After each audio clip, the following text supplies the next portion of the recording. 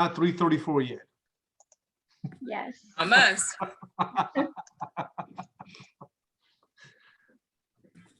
So what were you doing so long at public safety? We got a full report from Chief Curry and Chief Reynolds.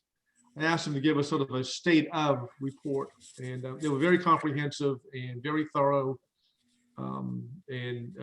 We also got an update on our judicial appointments as well. So Right. we probably could have scheduled that meeting for 2 hours. We had to cut off Dan Riccio on livability, so we'll pick him back up on Friday. The mayor is with us. Is Councilmember Waring with us? He's not on the line. Okay, because I know this will probably take us, as Councilmember Rappel calls it, a whiplash meeting. We have one item on the agenda, and I want to give him the opportunity to join in. That's fine. You can entertain us.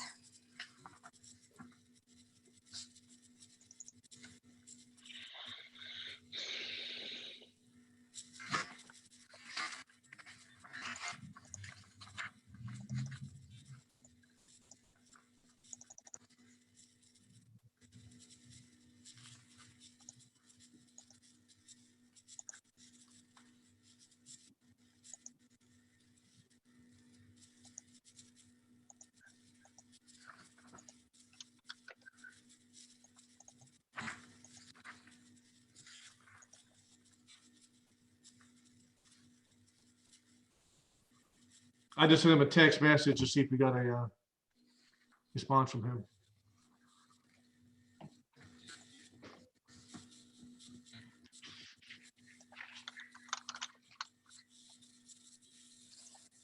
So Ms. McGee, I saw the citizens had figured out how to use your online comment. That's great.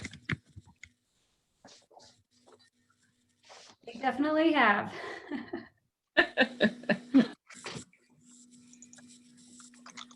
But we still didn't have anybody sign up to actually Speak. speak I before. know.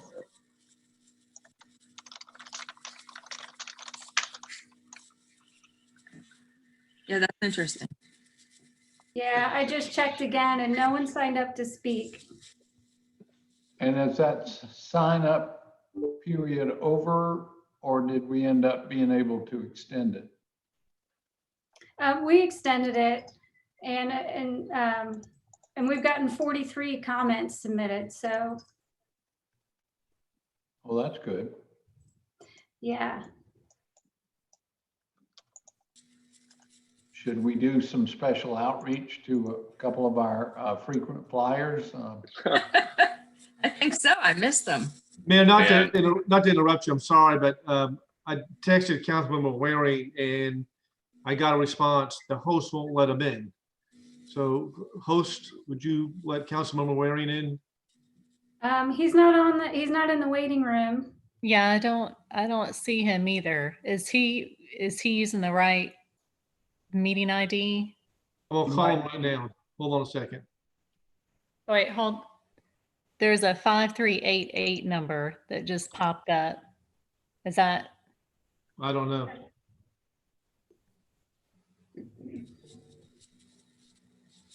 Oh, okay.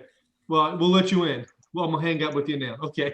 Yeah, that's Councilmember Waring. Okay. Is he in? I'm in, I think. Yeah, good. All right. Thank I'm you. good. I have to thank Jennifer because she had to set up these 3 meetings in a row, and she gave us all separate join Zoom meeting identification numbers. So Jennifer, thank you. I guess it's you or Bethany who's organized all that, but appreciate the fine work y'all do in keeping us straight. And It's been Jennifer. all right. We'll call to order the Real Estate Committee meeting of April 27th, 2020. Councilmember Appel, you want to lead us in a moment of silence or something else more appropriate? Well, I've used my one Jewish prayer. I'll have to develop some more of that, but why don't we just do a moment of silence today? Thank you.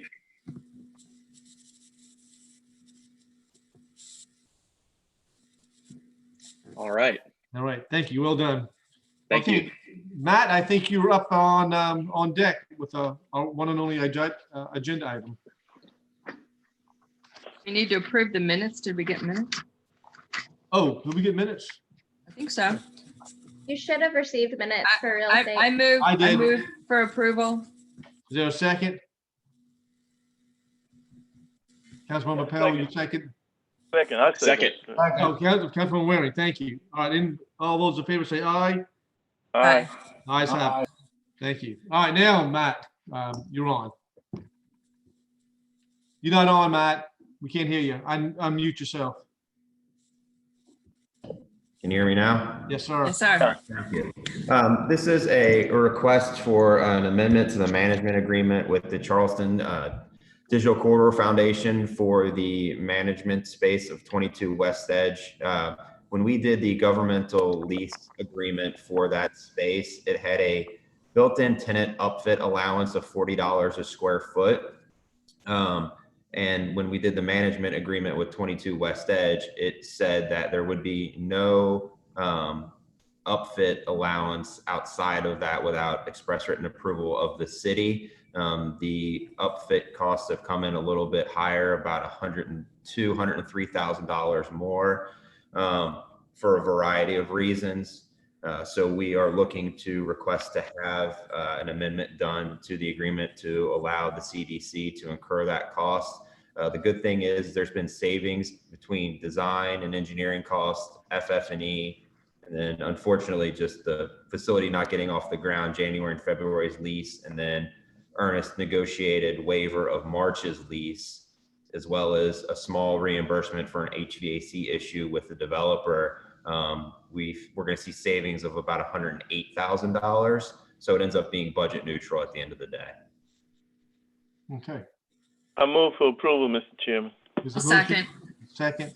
Any further discussion on approving this amendment to increase the upgrade to 105,000 even? It's 105 in addition to the 320 that was in the governmental lease agreement. An increase of 105,000. Yes, correct. Mr. Chairman, I don't have any questions about that per se, but while we're, I mean, and maybe Matt is not as up to speed as somebody else from his real estate office, but I'm just curious about when they will be able to, you know, get into the space and how is it going overall? Well, the space is complete. Our area is complete. We have a CO. We have 15 stations in the building, not including the touchdown area. Of those 15 stations, 8 of them are being occupied by 5 separate businesses right now. They're not physically in there because they can't be, but we have ongoing agreements with them. So more than half the spaces are occupied. Unfortunately, we had all of the spaces at one time spoken for. We lost one company in January, February, just because of delays in the project. And then we've had 3 that we've lost due to COVID. Just the timing couldn't have hit us at any more of a worse time.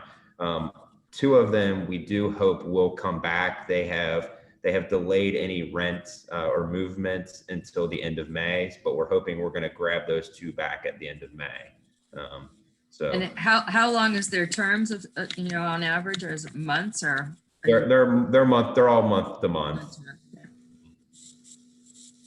Okay, great. Well, I look forward to a celebration. And Mr. Chairman, Yes, sir.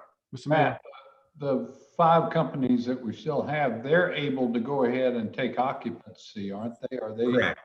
Correct. I'm confused, Matt. Did you say there was 8 or 5 tenants? There's 5 businesses that are occupying 8 of the 15 spaces. Okay. So this is not an aside, but not relative to our space. I had the owners of the main tenant in the building up on the top floor. They're called Vicor Scientific. And believe it or not, they do they're involved in testing for medicinal and biomedical purposes. And they're working on the COVID-19 situation themselves. And they're new to Charleston. They reached out to the mayor's office to become a good citizen. They volunteered to provide testing for the homeless individuals in our community, and also help with some feeding for them as well, for some food. So anyway, a wonderful, they're a man and a lady are the two principals, and they're wonderful outreach. They love being at 22 West Edge and being a part of West Edge. And frankly, what they do is right up the alley of what this whole development was all about. So I just wanted to report that to y'all. Thank you, Mayor. That's important information to have, actually. Yeah. More than just an aside, but I think that's wonderful news. Councilman Waring, that we can't see you, so is there any questions you have for Matt or the mayor? No, I'm good. I tried to come in on Zoom, but something said the host was, somehow the host wasn't letting me in or something, but anyway. Yeah, I had So that I too. figured the Philip. old fashioned way, speakerphone. That's okay. All right. Well, let me call the question. All those in favor of the amendment, please say aye. Aye. Any opposed? The ayes have it. The motion carries. I don't think there's anything else, Matt, that y'all brought forth to us, or anything No, else sir. we need to take up. Anything else from this committee? We got 15 extra minutes before we get into our public works. Not that I need to spend any more time, but I don't feel as rushed. Yes, sir, Mr. Mayor. So Mr. Mayor, Mr. Chairman, this. So you, the this- mayor, I'm just the chair.